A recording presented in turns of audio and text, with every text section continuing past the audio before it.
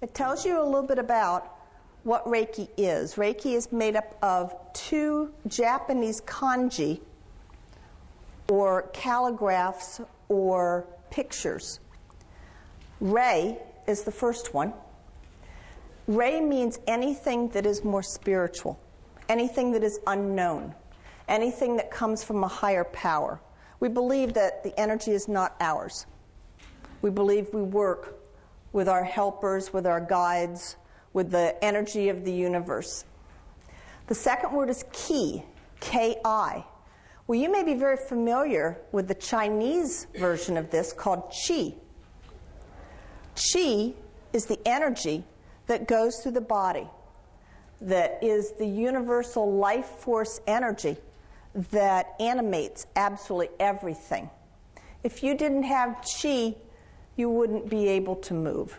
Your energy would be so low, you just wouldn't feel like you could think, everything would hurt.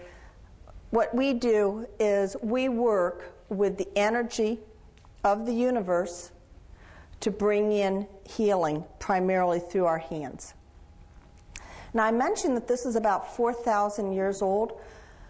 There's evidence that back in Egypt, about 4,000 years ago, the Egyptian physician Thoth, T-H-O-T-H, had in his directives to some of his pupils that if you want to heal yourself, you should allow the wave force to enter the crown of your head and allow it to move through the body to encounter anything that perhaps needs to be cleared. We have a belief that Qi, the energy that goes through the body, travels through the body in pathways called meridians, very similar to the circulatory system. The energetic pathways travel all over the body. And we believe that occasionally these pathways become blocked. And they could be blocked from trauma, from surgery, maybe emotions that we just hadn't resolved, something that we do to ourselves, and we do it to ourselves all the time. You know, this is bothering me, I don't want to deal with it, so we shut down just a little bit. So we believe that occasionally these passageways do become blocked. And the best thing that can happen is to open up the blocked passageways. And if I were an acupuncturist, I would use a needle to open up a blocked passageway.